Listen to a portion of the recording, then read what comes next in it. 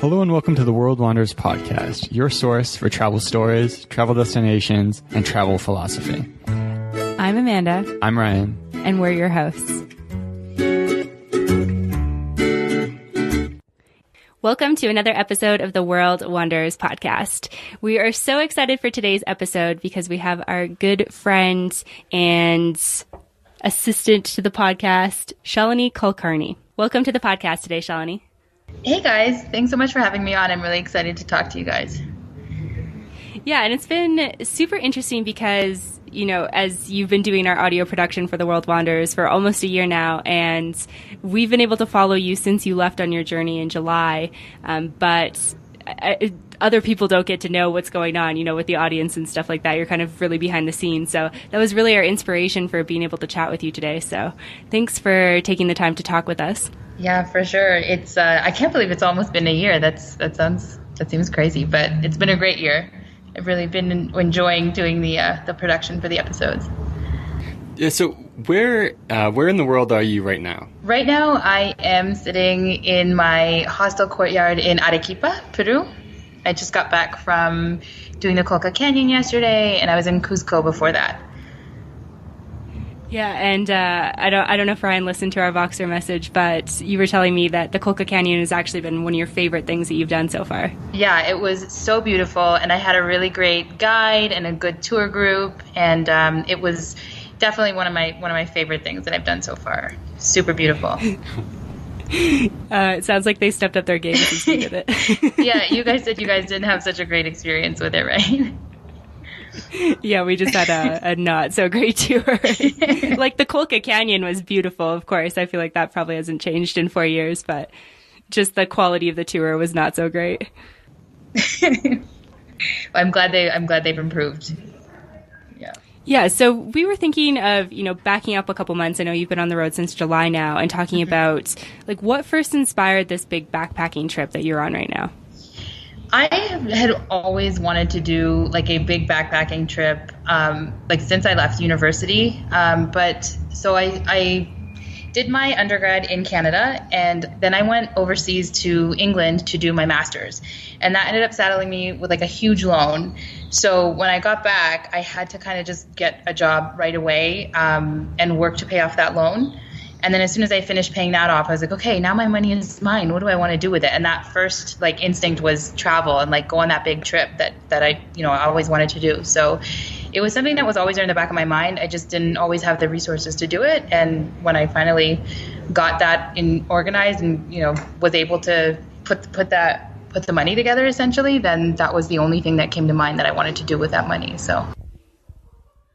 And what was the reaction like from friends and family and coworkers as you started to like let people know that, hey, I'm planning on like leaving, taking a break from work, spending a year traveling? What was the reaction like? It's really funny because like I thought I was going to experience a little bit more like resistance, but everybody was super supportive. Like everybody from my parents down to every single one of my friends, down to even my boss. My boss was like, you know, I thought with work, I had been there for 5 years, so I like knew a lot of the systems, and so I thought I would experience a little bit of like, oh, really, you want to leave us? But even my boss was like, go do this now, you know, go explore and learn things and meet people. And so it was super supportive. I think the people that were, especially the people closest to me, like I said, like my super good friends and like my really close family, they were all incredibly supportive and just like, this is the right next step for you. This totally makes sense. It was the people that I was just kind of meeting and like acquaintances that were like, oh, that sounds super dangerous. Like, are you sure you should be doing that alone? But the people that were really close to me and really know me well, I experienced nothing but just unconditional support for them. So I think I was super lucky in that regard. And then, so when you were starting to plan, you know, you'd mentioned like being interested in travel. How did you settle on South America as the place you wanted to start? So that's a really funny story. So when I had started planning, I actually so Southeast Asia was the region in the world where that inspired me to like want to take like a long-term trip. But when I was then like, okay, I'm going to just quit and go rather than kind of trying to find a sabbatical, I was like, I'm just going to be super ambitious and I'm going to do the whole world. And so I was initially planning to like go down, start in South America, then go up Africa, over to Europe, and then over to Southeast Asia. And it was an insane plan. And then as I started planning, I was like, I realized how crazy that was. But I had already done so much planning for South America that I was like, I guess I'm going to South America, because it just made sense to move forward with that plan, because I already knew so much about it and how to travel here. And then my friend decided to get married in Bali, so then it just made sense to go over there next. So she's getting married there in March, so that's where I'm heading from here. But I'm so glad that it worked out that way, because South America is incredible. At least the countries that I visited have just been the most amazing experience ever. So I'm really glad that I started out too ambitious and had to pare it back a bit and ended up here. Yeah, definitely. It's kind of funny, like our travels have been very similar, and especially with me, like a little less so that with Ryan, but I'll be like, I want to go here and here and here. And it's like, you look at a map of the world and it looks big, of course, but it doesn't look that big. And then you realize that like just getting through like, 2 different towns in Peru can take you 9 hours on a bus. And you're like, oh, right, I need to choose less places. Yeah, absolutely. I mean, like, and I even, when I left Toronto, I was like, oh yeah, like 9 months in South America, and I want to do Colombia, Ecuador, Peru, and Bolivia. Like, that's more than enough time. And like, yeah, I did 2.5 months in Colombia, and I think I could have spent another 3 months there. And there's so much, like, I'm putting more on my list now to come back to than I initially left with. So yeah, it's really funny how it works out, and you think like you're going to have enough time, but you just end up, wanting to do so much more when you get to a place and learn about it. Yeah, 100%. And so I remember we talked, I think just before you left, and you're kind of the days leading up to it. But what was it like, one of these trips you plan for ages, and you're saving money, you're leaving your job, you're figuring everything out. What was the very first day like when you left Toronto and headed off for the trip? It was an interesting experience landing. So I started in Cartagena. And I had no idea what it was going to be like when I stepped out of the airport. I was just like a little bit paranoid and anxious, like happy anxious, but still just like a little bit, I didn't know what to expect at all. I didn't know if I was going to step out onto the street and it was just going to be like hordes of people around, because like there's just so much more population everywhere else in the world than in Canada. And even my experience with like my family is Indian in background, and so like when you go to India, it is like that, where it's just you get out of the airport and there's just all of a sudden there's just people everywhere. So I didn't know if it was going to be like that. So, and I was worried about, there's so much out there about like, oh, in South America, you have to be really careful with your stuff. And so I remember the first thing I did when I got out of the airport in Cartagena was I was just like, I need a taxi, because I don't know what anything is going to be like. I don't care how close the hostel is. Like, I'm just going to get in a taxi and go so I can figure out the lay of the land. So I ended up like overpaying crazily, like $10 American for like a 15, 20-minute taxi ride from the airport to my hostel. But then as soon as I stepped outside in the 40-degree Cartagena heat in July, it was great. I just like spent the first day walking around, getting to know the walled city, and like just experiencing the culture. And like I think Cartagena also was such a great starting city because it's so colorful and vibrant. And there's people just like dancing on the street, and like because it's super tropical, there's like a lot of fruit vendors just out on the road, like selling super bright, delicious, sweet fruit. And so I managed to get into it, I think, rather easily, other than that first kind of crazy taxi ride. Yeah, it's kind of interesting. Like, I think that, and I don't know if you had this experience, but we've definitely had like people at home kind of freak us out more than anything else does. Like, all of our travel friends are like, yeah, this place is amazing. And then our parents and like other family members and, other friends who haven't traveled are like, oh my gosh, you're going here, you're going to die. And I remember like the first time we went to Bangkok, we were in the Bangkok airport, which is such a nice airport. And I was so terrified that somebody would steal my stuff that I actually went to the bathroom with like my big backpack on my back and my little one on my front. That's really funny. Yeah, you totally start out like, I think, a little bit over prepared like that. Like, I would always make sure in my little Osprey, like I have an Osprey day pack, and I would always make sure that my wallet was like in this one zipper and my phone was like in the little thing in the back, and I would safety pin the loops together so that like, it's just like I don't want to be a target. And now like you get to know the feel of a place, and you're like, I know not to like, I don't know, you just learn like how to walk, and but that over cautiousness I think comes down naturally as you really like learn and experience a place, and you're kind of just like, oh, like I don't need to be on my toes every second of every day. It's not that bad. Yeah, definitely. We've definitely had the same experience. Yeah, I think that right before we'd gone to Colombia, I was reading a lot about taxi kidnappings. Yeah. And so like the first 2 weeks we were there, like whenever we were in a taxi, I was like checking the streets, right. Like what direction are we going? Yeah. Just like panicked about it. I was like at the level where I'd come out of like a bus station or like the airport initially, and like I had learned all this info on how to like identify the legit taxis. So I was like, what color is your license plate? Do you have the green stripe or do you not? And now I just like come out and I'm like, okay, like is there a taxi here? And it's like, it's just you learn so much of what I do now is just based on instinct. And I'm like, if something feels like a bad situation, I won't get into it. And if something feels like, okay, this person feels legit or this taxi feels legit, then I end up going for it. I'm definitely not checking like the color of the little taxi lamp anymore, or if there's the stripe on the license plate or stuff like that. Yeah, it's actually been interesting though.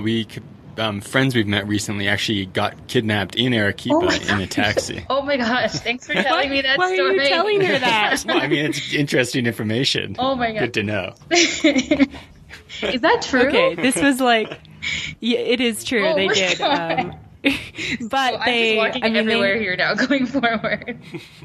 This was also years ago. Like they have a almost 5-year-old and an almost 3-year-old, and it was well before they had kids, so I wouldn't stress too much. Oh, what happened? They just got in a taxi cab, and the cab like did the whole typical like take them to an ATM and give us all your money and give us your stuff, and like then they like, I don't know, drove them around and I think blindfolded them or something. It's a pretty crazy story. They told us so nonchalantly. That's awful. Wow. Okay. Yeah. Walking everywhere in Arequipa now. Way to freak her out. Well, I mean, it's relevant. So, how was the first, few weeks to a month? How was it different than you expected it to be once you kind of like settled into travel? I think it was, so one big difference I did find was this sort of like calming down. I thought I was going to have to just be like constantly watching my stuff. And there are a few places where I did feel like, okay, I do have to be doing this, but it was something that came about naturally. It wasn't because I was like, okay, I'm constantly watching my stuff. When I was in Quito, that was like Quito I felt was a little bit more, I don't know. I just did have to be on my toes about where my stuff was, where like what position the zippers were in, like safety pinning the zippers. I did feel like that in Quito, but yeah, just in terms of like, I learned how to just relax a little bit, not need to be so cautious, and I mean obviously take certain precautions, but so that was one difference definitely. The other one was just like learning that like not every day was going to be like some magical experience. Like I just thought going in like every day I'd be doing something fantastic and like groundbreaking or life changing, and it so the first few weeks I was like constantly trying to pursue amazing every day, and then I woke up one day and I was like, I think today I just want to like sit and watch Netflix, and like I can actually do that because I have time, so yeah, and then now it just feels like a day to day, like that's what life is. Like some days I do some amazing thing, and like the Colca Canyon, and then some days it's just not much going on, and I'm just kind of hanging out, and yeah. But those are probably two of the biggest differences in terms of like what I expected going in versus how things actually panned out. And then the third one I would say is, for some reason, I thought that I could get here and just pick up Spanish as I went along because, like, I speak a little bit of French. And I came to realize very quickly that was not going to be the case, and I needed to, like, learn some Spanish very fast. So in Medellin, I settled down for a couple weeks and took some Spanish classes, and that at least just helped me, like, structure how to learn Spanish going forward from people, like even just people I meet on the street. So that was I think that was another difference. I don't know why I thought that I was just going to be able to like come here and like learn how to speak Spanish, as I went along. But I'm really, really glad that I did that, because for the first few weeks before I did, it was like, like the charades and like the basic words and stuff. And I didn't find myself like connecting with anybody local. Like I could only really talk to travelers. And then as soon as I did those 2 weeks, like one of my favorite experiences was when I landed in Medellin. When I got to Medellin, I went to Comuna 13 like the first day, and I did the guided tour and stuff, and I was just like smiling at people, and people were super nice and smiling back. But then after the 2 weeks of Spanish classes, I went back on my own, and I like talked to the people. Like I spent all day there, and up until, because the guide was like, oh, don't be here after sunset. But then when I got to talking to the people on my own, they were like, no, it's totally fine, you can be here. And I found a colectivo back early enough, but I got to see Comuna 13 like all lit up, because I stayed until like kind of sunset, dusk kind of time. And but it was really, really nice. Like that was my first experience, like really talking to the locals in Spanish, and like connecting with people that were actually in the area and not just people traveling through, which was one of the whole goals of my trip. So just like meet people in their area. Mm-hmm. Yeah, I think we can relate to all three of those things that you said. And I'm actually really glad that you've had the same experience with the second one around like just kind of needing this normalcy, because it was something that really surprised me on my first big backpacking trip. Like I don't know, like I'd gone through all this school, like straight into university, came out, and Ryan and I are on this backpacking trip where we literally have like, we can choose what our days look like. And there were some days where like all I wanted to do was like watch TV on my iPad. And I was like, is this weird? Like this seems like something I would do on like a Saturday at home. Like why am I doing this when I'm in a really cool place? But I think there's like a human nature aspect of like wanting to feel like comfortable and wanting to relax and just needing to kind of have a day to do nothing. Absolutely. I totally agree with that. Yeah. And then as to your point about Spanish as well, I think that I kind of thought the same thing going to South America. I was rudely awakened by my very brutal Spanish.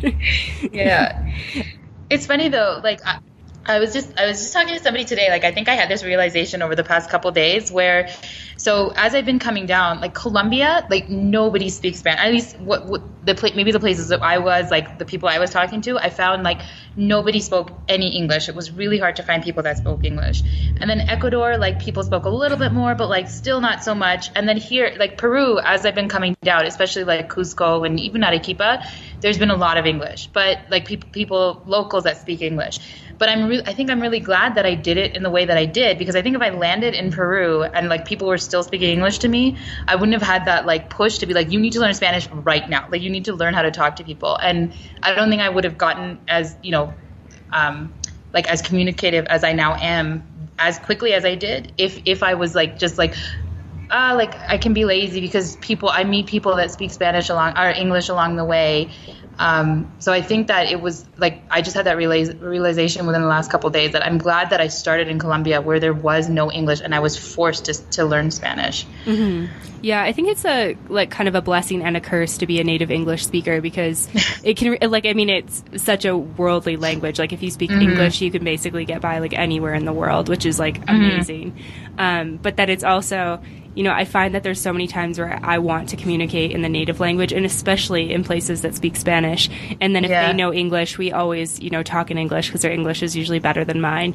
And so, I can relate to that experience as well. We've had it a little bit in Mexico City compared to the other tourist places in Mexico. Like we were away for the weekend visiting friends in like this expat town, and they'll ask the question in Spanish and immediately say it in English, or just talk in English. And I feel like it'd be so hard to practice Spanish in that context. Yeah, absolutely. Like, or even if I start in Spanish and they just hear my accent, they will just respond in English. And I'm like, no, I want to practice my Spanish. Like, please speak to me in Spanish. I can totally relate to that. Yeah, Ryan had that in Czech Republic. He was trying to learn some Czech and nobody would speak to him in Czech. Yeah, I would just like go up and ask something and then they would immediately be in English. Yeah. The teacher I hired was even like, why are you trying to learn Czech? It doesn't make any sense. I love that. The teacher that was like, you were like paying this person money to teach you the language. You're like, this is not, you don't need to do that. Pretty much. Yeah. And so you touched on this a little bit, kind of throughout what we've been talking about, but I'm curious what it's been like, traveling solo and specifically as like a solo female. Like, there was some anxiety beforehand and you had some people who were like a little bit anxious for you or worried for you. Have you felt like pretty comfortable and been able to meet people pretty easily along the way? I have felt totally, totally comfortable. Like I didn't have too much anxiety leaving before I left, in terms of like solo female anxiety. And it's proven like that I was right not to have any. I think I had one experience, like I think second day in Cartagena, where I was just like, oh, like I'm just going to walk to this market, which is an hour away from the walled city. And I had like a little bit of like weirdness happening. But beyond that, like I think it's partly that I've now learned how to travel better as well. But I have not one time like felt that, I've been in like a dangerous situation or somewhere that I didn't want to be or with people that I didn't want to be with, knock on wood. But again, I think it just has a lot to do with like, I've just learned to like go with my gut a lot. And I think as Canadians, maybe like North Americans, but especially Canadians, we're so trained to just like be polite. And, like if someone's like, oh, like, let's go do this, even if sometimes you don't want to, you're just like, okay, because like you just don't know how to say no to people. But it's like when you're on your own, like you have to be able like no thanks, like and I'm sorry if that hurts your feelings or whatever, but I can't care about that because like I have to fend for myself here.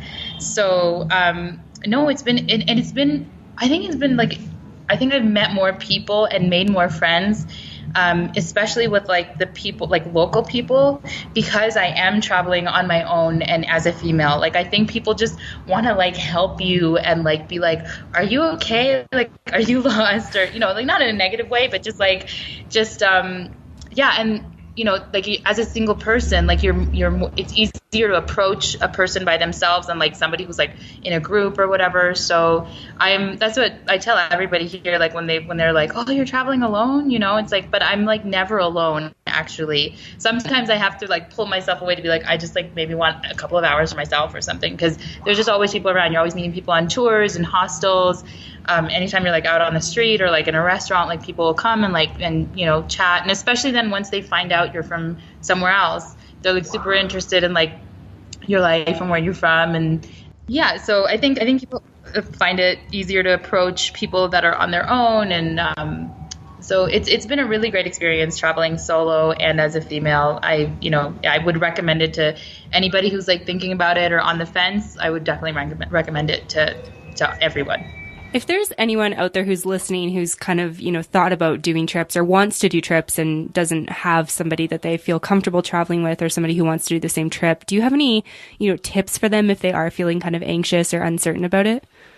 About traveling solo? Mm-hmm.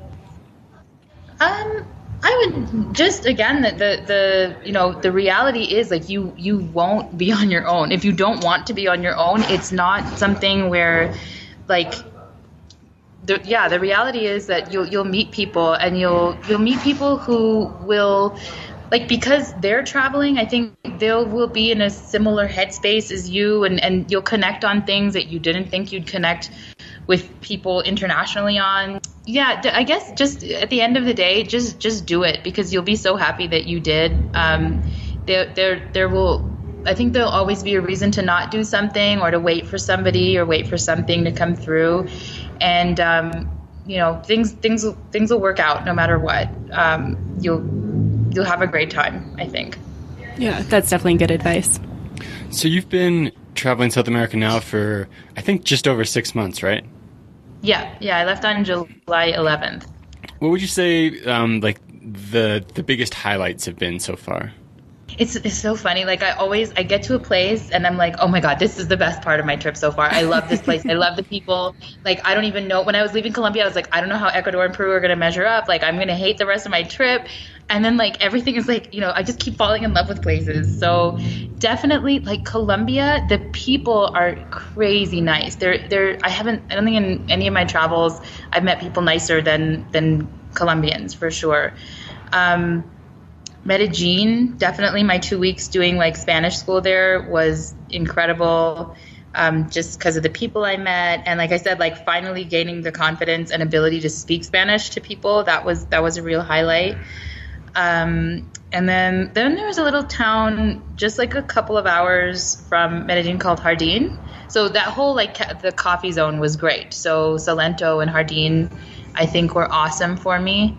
Coming into Ecuador, I really liked Mindo. So it's a little town between Quito and on my way to the coast. I stopped in Mindo. And it's a great little place because there's a lot of travelers, but not tourists. So the people you meet are from all around the world, but they're kind of like laid back, and no one's like rushing through trying to see everything on a 1 week, 2 week trip. I had a great time on the coast of Ecuador. I was there for 3 weeks. A couple really great towns like Mampiche, which is just like so chill beyond chill. Like I've never been chilled like that before in my life. And then in Peru, definitely Huaraz was really, really nice. Just like the Huascaran Park, trekking was incredible. And then coming down into Cusco was just, I was there for almost a month just because I got kind of addicted to trekking, and I still am. Like I'm actually like kind of now changing my focus going into Bolivia. Before it was like, experience as much like cultural stuff as I can. But now I'm like really trying to get some nature and hiking and stuff in there, which was something that I was really not into in Canada. So it's been awesome to like really fall in love with this new thing and discover that I had this interest for this hobby in the right weather. Yeah, definitely. You might have to come out to our part of Canada at some point then when you get back.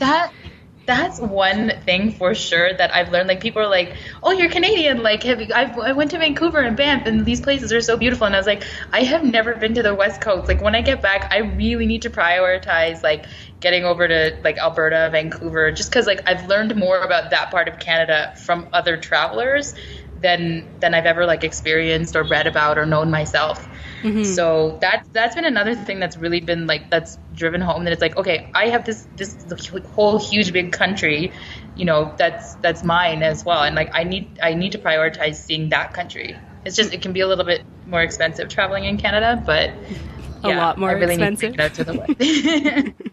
Yeah, I mean, we've had the same thing though. Like, I know we'd meet people who would be like, it's just kind of funny because we're from so far away from Toronto, and people would be like, "Oh, Toronto? Like you're Canadian? You're from Toronto?" I'm like, "No, Canada's like the third biggest country in the world. I'm from nowhere near Toronto." But I mean, up until this past summer, like I had never been east of Saskatchewan, so other than to fly through Toronto International Airport, so we've definitely experienced the same thing. Yeah, between the size and I think the price, like it's hard to get around in Canada, and like, or like at least harder than it is to get around here from town to town. When I explained to people, I was like, a couple of years ago I was looking to go to Calgary, and it was like $800 just for the flight. So then there's like accommodation and everything on top of that. Whereas for $800, I could come down here and like stay here happily for like a week or two, and then people be like, "Oh, like why don't you just drive?" And I'm like, "Cause that takes 4 days from Toronto."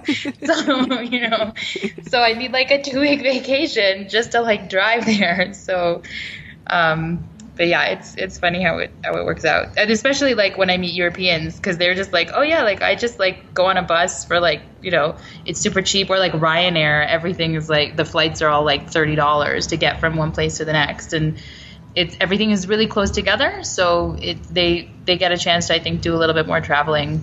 Mm-hmm. Yeah, definitely. Yeah. Although word on the street is that Canada's getting a discount airline. I did hear this a couple weeks ago. I'm looking forward to seeing how that pans out, because that would definitely be a great way to come see the West Coast. Yeah, for sure. And so you've told us a little bit of your like highlights for your trip. Have you had any sort of like low moments or like low lights, I guess you could say, or points where you just were like, "Oh, I don't really like this place," or "I'm not really feeling this moment," or "This day kind of sucks"? I've definitely had those days. I wouldn't say any of those days have been driven by like where I am. Just been like, based on some experiences that I've been having, or like something just like regular ups and downs of life, I think. I wouldn't say there's any places. Maybe I still haven't been traveling for long enough, and I'm still like everything is like rose. I'm seeing the world through rose-colored glasses. I wouldn't say there was any places where I was like, "Oh, I regret coming here," or "I shouldn't have come here," or "I should recommend people skip this place." Yeah, I don't think there's been anywhere like that, but definitely had days that were like that. I was just like, oh, like I don't know. I think what happens is like, for example, when I came into Peru, I had to make it down to Lima for the 21st. So I had 2 weeks to make it from Mancora to Lima. That sounds like, I think, a lot of time, but there's a lot to do in the north of Peru. So, yeah, my brothers were coming, so I had to make it down. And I was just like running through the north of Peru, like through, I think, 5 or 6 places. And I wanted to see all of them, which is probably, my fault. But yeah, like I could have tried to cut my itinerary down, but I was like, no, I'm going to be super ambitious and do that. And then, so sometimes I want to like slow down and just be like, I want to stay in one place for like a little while, like a couple of weeks or something. And I haven't really felt like I've wanted to go home ever, but sometimes I do feel like, okay, I just want to like stop and like stay in a place for a little bit. And I got to do that in Cusco. So I think that is like now out of my system for a little bit. So I'm okay with like moving quickly a little bit more. But I know, yeah, I mean, there's been places where I'm like, oh, I wish I could have stayed like a day more or 2 days more, or even like leaving. Before I left, I wanted to like do some volunteering in hostels or animal sanctuaries and stuff. And just because of the way my itinerary has worked out, like I've loved everything I've done, but I just haven't had time to do any of that stuff. So definitely a reason to come back. Yeah, for sure. I think it's like, I mean, I can relate 100% to those experiences. And I get caught up in like, I'll have a list of things to do. And then in hostels, you can make an entire other list from like all the other recommendations you get from other travelers.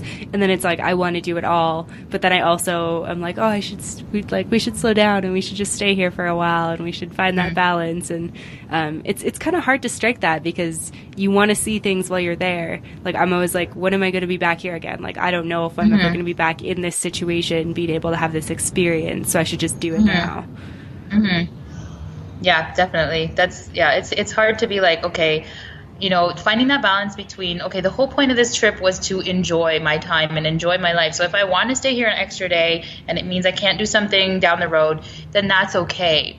But like finding the balance between that and like, okay, but I did really want to see this thing later on. So I have to now like pick and choose kind of how to move, but yeah, it can be tough. How did you settle on Colombia, Ecuador, Peru, and Bolivia for your kind of time in South America?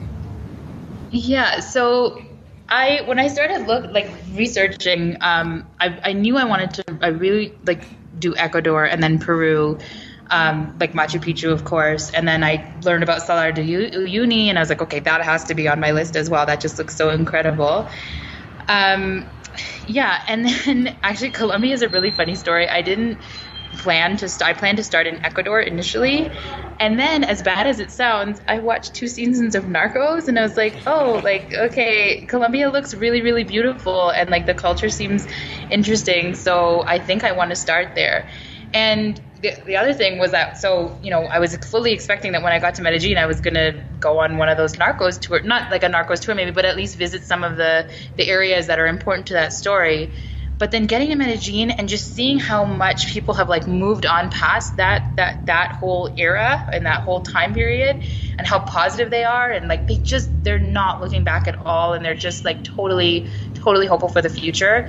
When I got there after, even like a week, I was like, oh, like this isn't necessary. I don't think I'm helping those people or doing anything to improve their lives by going to these sites. So I actually then ended up deciding against doing any of that stuff. So that was interesting. That's kind of what drove me to Colombia in the first place. But then once I had that opportunity, I just, the people there were I just didn't feel like I needed to do that anymore because of how much they had moved on past it. Mm-hmm. Yeah, that's really interesting to hear. We've actually never watched Narcos. Maybe we'll have to add it to our list. It's a good way to practice the Spanish for sure. Yeah. Yeah. Watching TV in Spanish is definitely good. But yeah, it's kind of interesting that inspired you to go there, because I feel like a show like that for a lot of people would be like, oh, maybe I should not go there. Yeah. No, it was just because, it wasn't, driven by the let me go see where Escobar was, but it was just the scenery and the landscape and everything just looked really beautiful in the show. I think the show does a good job of capturing that as well as telling the story about what a terrible time it was. So I think it's probably helped the tourism of Colombia in terms of driving people there, but maybe not the perception of Colombia for the world. Yeah, definitely. So there's like, some big sites that you kind of touched on in South America that I think draw people in, like the Galapagos, Machu Picchu, of course. I think Salar de Uyuni is one of them. Probably like Rio de Janeiro if you're getting down into Brazil, Patagonia, that sort of stuff. It's so well known and people visit from all over the world. And of course that stuff is great, but I'm curious because you've spent so much time in Colombia and Ecuador and Peru so far, really like getting to know these countries. Are there any places that you would recommend people to go to if they're planning trips to South America that are kind of not on the radar already? Absolutely. I think my number one answer for that is Choquequirao. So it's great because it's totally accessible from Cusco. So if people are going to be in Cusco in Peru anyway, the trek starts from there. It's another like Inca site, another urban site, and there's no way to get there by car. You have to do the 4-day trek, and it's a challenging trek, but it's just so incredible because, I mean, as incredible as Machu Picchu is, they kind of you go there. So when you go there on the Inca Trail, you go through one time with the guide, and then you can go back in another time before 12 p.m. But by that time, like if you go in any time after like 10 a.m., it is just filled with tourists. And it's like you're kind of walking on like this conveyor belt of tourists. And it's beautiful and it's inspiring and it's magical. But there's just so many tourists. So, and the guards are for that reason. And the guards are trying to like kind of rush you through it. And Choquequirao as a site is just, there were 3 people in my hiking group, and in the entire park, it was just our group. So we got to spend so much time exploring the ruins and just like learning about, what the different structures were and how they were important to the Inca and like how they all tied in. And so Choquequirao is definitely one of them. I'd say Huaraz is up and coming as well, but I don't know if everybody has it on their list just because it's in the north of Peru, and I think people tend to spend a lot of time in the south of Peru. Huascarán National Park is incredible. The Santa Cruz Trek is really, really nice too. And then the coast of Ecuador, I think I already mentioned it, but Mampiche is this great little beach town where you can just go and like unwind. And our hostel was actually on the other side of the beach. So what that meant was that like in high tide, you couldn't actually cross between the city, like the town and the hostel. So like sometimes you were just like stuck out there. It was so peaceful. Yeah, it was really nice. We actually got stuck on the town side one time, and we had to wait for the tide to go. We had to wait like 6 or 7 hours for the tide to go back down before we could go back to the hostel. Oh wow. Yeah. But it's such a great place. I think also in Ecuador, Riobamba is nice. But definitely I'd recommend like Cotopaxi and doing the Quilotoa loop. I think those are pretty well known in Ecuador. In Colombia, I went to this really, really beautiful region called Guaviare. And I think that is really, it's not well known yet, just because it was a really like a hotspot for like all the kind of like narco trafficking and narco trade. So it wasn't safe to go even up until I think like 5 years ago. And even now, the region around the capital isn't 100% safe, but the capital and the surrounding area is like really fine to go to. And it's called San Jose del Guaviare. You can get there like 8 hours on a night bus from Bogota. And there is like a, Caño Cristales is this like really colorful river that's well known in Colombia, but it's a little bit expensive to get to because you need a flight. And Guaviare, they have like a similar one. So it's like a red plant that makes the river just look super, super red. And then they have these like lava tunnels and there's like all these like geographic formations. So I spent like 3 or 4 days there. And I think I saw like 3 other tourists. But it was that, I think, that place is, and Choquequirao would probably be my top 2, like, not kind of more off the beaten path recommendations. Okay, cool. Yeah, that's awesome. Yeah. I know, like, listening to you, like, as you're like, oh, I'm doing this and this. I know I've told you this before, obviously off the podcast, but just like, I've never heard of any of these places before. Like, where are you finding these places? But I'm curious, like, how do you do your research, like, to find out about these different places that you've been going to? So it was honestly like before I left, I read a lot of blogs. I didn't do a lot of like Lonely Planet footprint stuff, just because I find like I like blog posts better because they're more interesting, because I think you get a better perspective on like what it's actually like to be there. So that's exactly how I found you guys, doing research for blogs.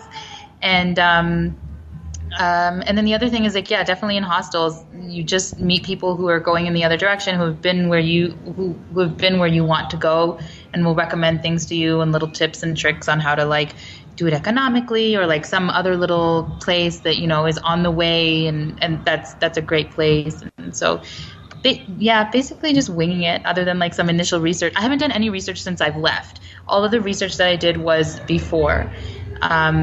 And then so I have this like little spreadsheet that I put together when I was like super organized before I left.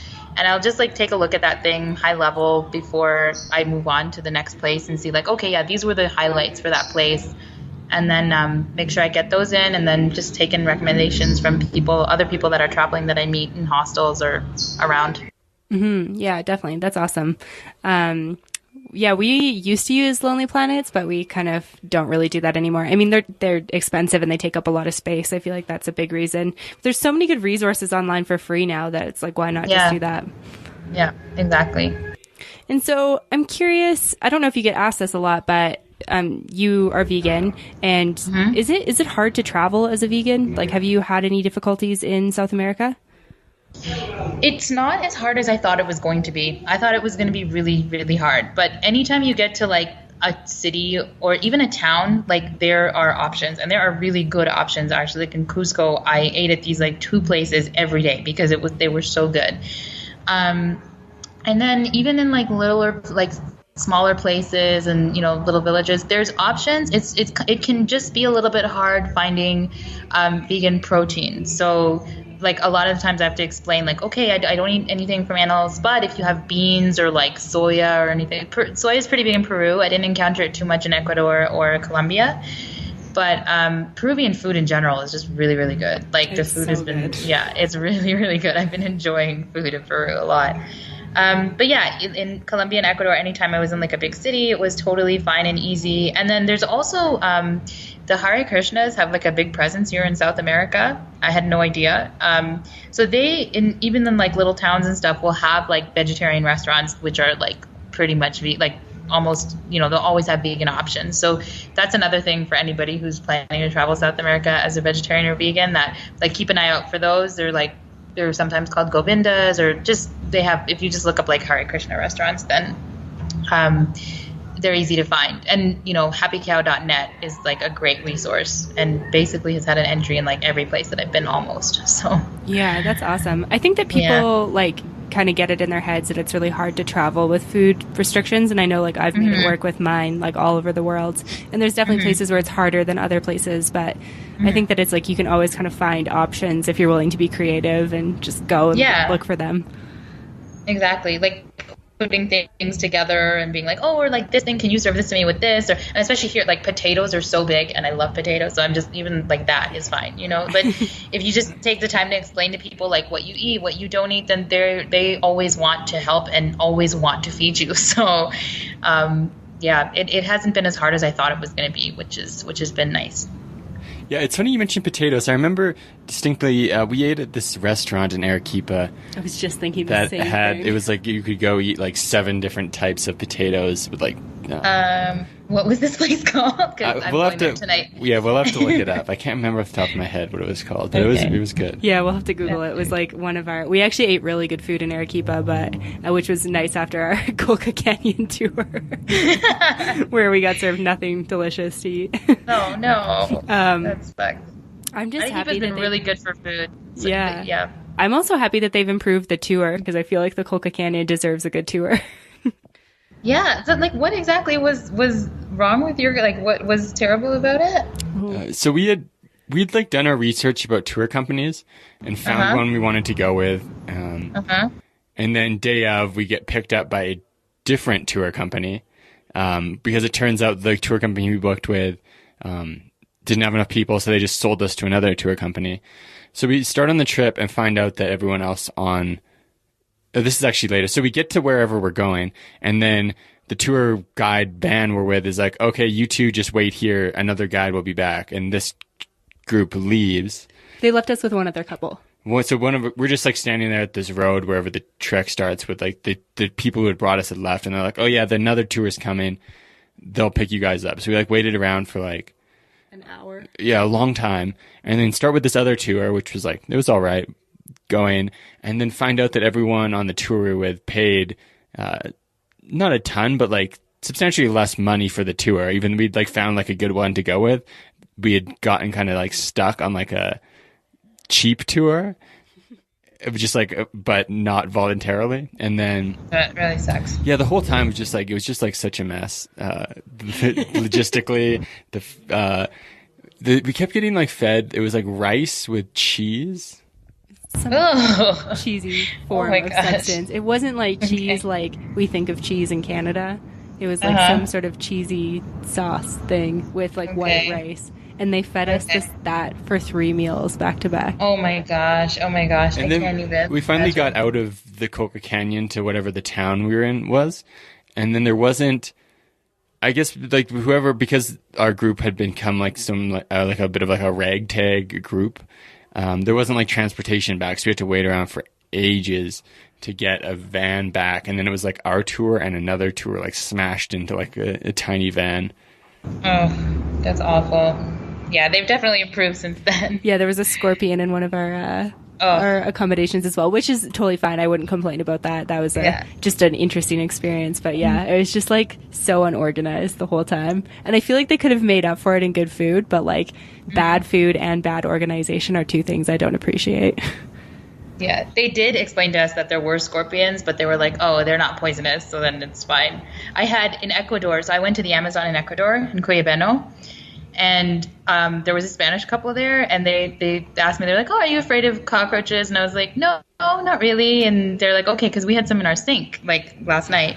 And I got back to my cabana, and I was like slowly edging into the bathroom, and I like looked in the sink, and there were no cockroaches. And I was like, oh, phew, okay, no cockroaches. And then I came out of the bathroom and like round the corner, and on my bed, like sitting on my phone, which was charging, was like a tarantula the size of my hand. Whoa. Yeah, it was pretty funny.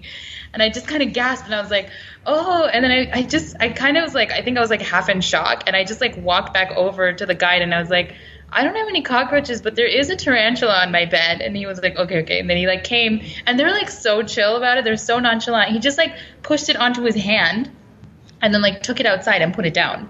So, but that was really funny. Yeah, that's gross. Yeah, I don't know how I wouldn't have been able to like sleep after that. Yeah, well, he was putting it like right outside the cabana, and I was like, it's gonna come back, and he was like, no, it's not, don't worry. So it was okay. I just put I like wrapped the mosquito net around me like extra tight, and then I was okay. Yeah, I remember the first time I went to the Peruvian jungle, there was like tarantulas on all the backs of the cabanas, and the guy would like put his hand up and like let them crawl on him, and he's like, they're actually one of the safest things in the entire Amazon. Like, they're not poisonous at all. They're just like big and creepy to most people. He's like, I like them though.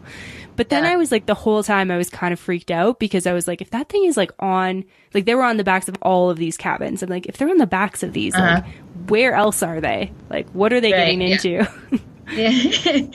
Yeah, they're not poisonous, but like if you touch their fur or something, it can like damage your skin or something. But yeah, definitely, it's just like, and once you see that, then you're just like, exactly like you said, like what else? For me, it was like, what else is out there? You know, like just if a tarantula could get into my cabin, like I don't know what else can. So yeah, definitely. Yeah. So while you've been traveling, I know one of the things that's hard when you're planning a long-term backpacking trip is budgeting beforehand to save up money, and then budgeting while you're actually traveling. How have you been approaching that? So beforehand, I think I was a lot more stringent before I left than since I've been traveling, actually. I decided to go on a trip basically, I think towards the end of 2015. I always knew I wanted to do it, but like I was really like, okay, I'm gonna make this happen towards the end of 2015. And like January of 2016, I opened an airline points card, and I just used that credit card for the whole like year and a half. So for all of 2016 and half of 2017. And I think that is like a really, really good strategy that a lot of people like sometimes overlook, because it doesn't seem like purchase to purchase you're getting a lot. But over a year and a half, like I now have enough for like 3 or maybe like 2 long haul one-way trips. So if I had to buy my ticket from South America, Bali, I think it's something like at least $2,000. But I'm getting that for just taxes now, because I was like saving up all these points. The other thing I did was I used to live like in a really nice apartment downtown, and I moved out onto the Danforth, which is like just east. It's, you know, a 15-minute subway ride into the city. But I moved out into like a shared accommodation with a couple other people who were really cool. So I lucked out, but I was like in a basement for a year. And then the 4 months before I left, I moved back in with my parents. And then I just got onto Facebook groups. I was like super diligent before I left. I got onto Facebook groups. I sold all of my stuff. Had a couple of garage sales.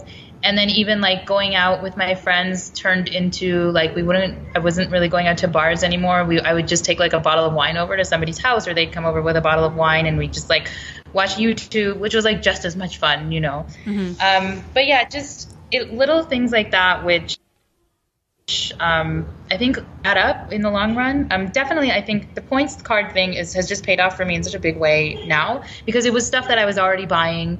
Like it wasn't like I was spending more to get the points, and then now I just get like a free flight, which would have cost a lot of money. So I really like think that one is really underrated as a strategy to save up for a trip, or at least for some flights.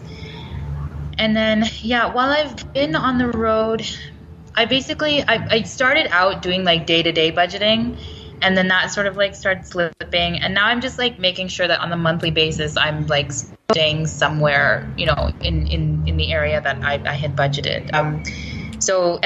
But of course, like I understand, you know, Cusco is like a super touristy place, and I was there for almost a month. So that is like, that was going to be more expensive, but I knew that going in. So I think it's just a matter of like, setting your expectations, and then like kind of just making sure you stick by them day to day. And I don't know. I think for me also, like the other thing is I'm backpacking, but I was also working for 5 years, like, and maybe of that 3 years of that was, you know, saving up, or maybe 2 years, sorry, was after I had paid off my loan. So I was able to accumulate more than the average person spending a backpack trip. So I'm not like counting pennies. I'm able to travel a little bit more freely, I think. And I'm not really like, oh, this thing costs, you know, 50 cents more, like I better not do that thing. If it's the better option for me, then I can do it, just because I think I was working for a while, so I saved up a little bit more. Yeah, definitely. I mean, that's kind of what we did as well before we went to South America, and it allowed us to do things like go to Carnival, go to Patagonia, do the Galapagos Islands, like things that are more expensive. And I feel like those things, like, I don't regret at all. Like, they're experiences that I'm going to have with me for the rest of my life. And I'm happy that I spent money on them.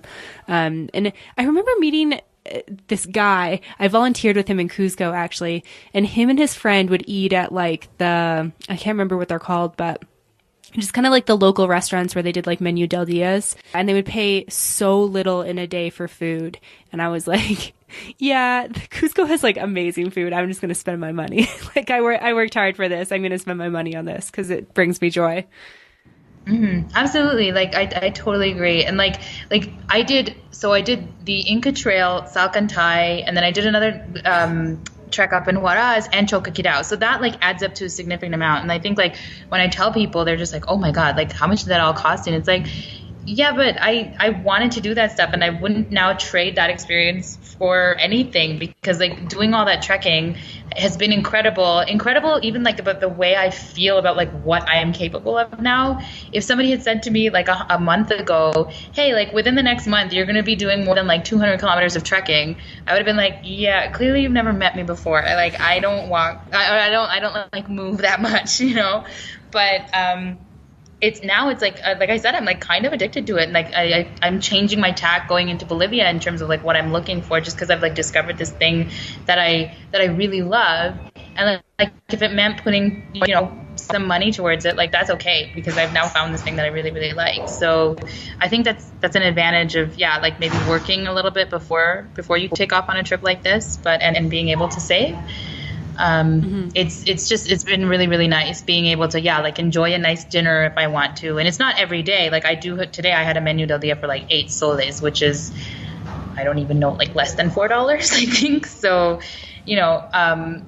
it's like finding that balance again, where it's like, okay, like day to day, I'm like mostly traveling in a backpacking style. But if I want to go out for a nice dinner, I can. If I want to like pay for like a nicer level of service on a trek, I can, because it's worth it for me. And it's been really nice to have that freedom and not have to be like, I always have to take the cheapest option. Mm-hmm. Yeah, definitely. I think we could both agree with that for sure. And so you mentioned that you're heading to Bolivia next. I believe you're actually going there tomorrow night. Is that right? I'm heading to Puno tomorrow night, so that's like the last Peruvian town. And then I guess I'll cross the border on Monday, I think. So I'm going to stay in Puno for one night. And then, probably do a couple nights in Copacabana and then go over to La Paz. Awesome. And then what's next for you after that? So Bolivia, I'm going to be there for the month of February. So I was just looking today at like, okay, what are the highlights there that I really want to do? So, and like I said, I've been kind of changing my focus now into like looking for some more natural, like green space and trekking and hiking and stuff. So definitely I want to go over to Sucre. I've heard it's really, really pretty. I want to go to Potosi. Just that's one of the ones where I'm kind of like checking off a list that, okay, I've been to the highest town in the world or whatever. So that's why we went. Yeah, like kind of just to do that. I'm not sure if I'm going to do the mining tour yet there, just because I'm not sure how I feel about it, but we'll see, And then I'm just going to keep, going down. I think there's a lot of nice like trekking and wilderness around Santa Cruz. I just learned about a place called Coroico. Yeah, and definitely Uyuni as well, and then make my way down into Chile. So I'm going to go Uyuni to San Pedro and then over to Santiago and fly over to Bali from there. Amazing. And then what's your plan once you actually get to Asia? Yeah, I have no idea. I mean, I don't. I like haven't been able to think that far ahead yet. It was funny, like before. So my brothers came for Christmas, and like 3 weeks before, my brother had messaged me. And was like, oh, like what are we gonna do? And usually like 3 weeks before you go somewhere like kind of major on a plane, it's like you have things figured out. But just because of the way I've been traveling, I was like, that's 3 weeks from now. I don't know what I'm doing tomorrow. So, that's kind of how it works. It's like, it's really, really day to day. And just like, if I feel like I want to stay in a place a day longer, I decide that day. But I'm definitely, I want to do a couple weeks in Bali. I know you love it, Amanda, right? Like you've just been, you have amazing things to say about it. So I'm really excited to go and visit and eat good vegan food and kind of just enjoy the beaches. And then I want to try and get in the Philippines, definitely Thailand, Vietnam, Laos, Myanmar, Cambodia. I'm going to try and get up to like Bhutan and Nepal and maybe Mongolia if I can. It just depends on how much time I'm going to have. So. Yeah, amazing. And that's awesome. Yeah, do you have a like return when you're coming or when you're heading back to Canada? Or is that kind of like future use problems? Yeah, basically. It's open-ended right now. I have another friend who is like planning to get married later this year in like October or November. So I might try and get back to Toronto. But I think I'm like hooked that like even if I do that, I'm going to probably stay Christmas and New Year's, maybe work a couple of months and then just like figure out how to get out again. And I'm thinking of doing a working holiday visa somewhere in Europe. So the really funny thing about working holiday visas, I like found out is that like for the rest of the world, the age limit is 30 because I'm 31. And so everywhere else in the world, you have to be under 30, except there are so many countries that are like for Canadians, you can apply until you're 35. I have no idea why, but it's a great little advantage. So I'm going to try and maybe get to Europe somewhere. I would love to like live in Germany and work in Germany maybe for a bit and then take some of that money and go down to Africa. But then I'm also thinking like I love it here so much that like maybe I want to come back. So I'm not sure, but like you said, that's future me's problem. So yeah, your plans kind of sound like mine. I kind of just want to go everywhere. So where should I go next? Yeah. Amazing. So if people want to follow your travels or find out more about you, where can they go to do that? I mean, I'm on Facebook as Shalini Kulkarni. They can probably find the spelling of my name from all the posts that I put up every week. I have been working on a blog, which I just have not gotten up yet. I think once I get to Asia, I should have a little bit more time, just because, like I said, I kind of have to get through Bolivia within the next month a little bit quickly. But I definitely am planning to have that up sooner than later, hopefully. And that's called Shall We Go?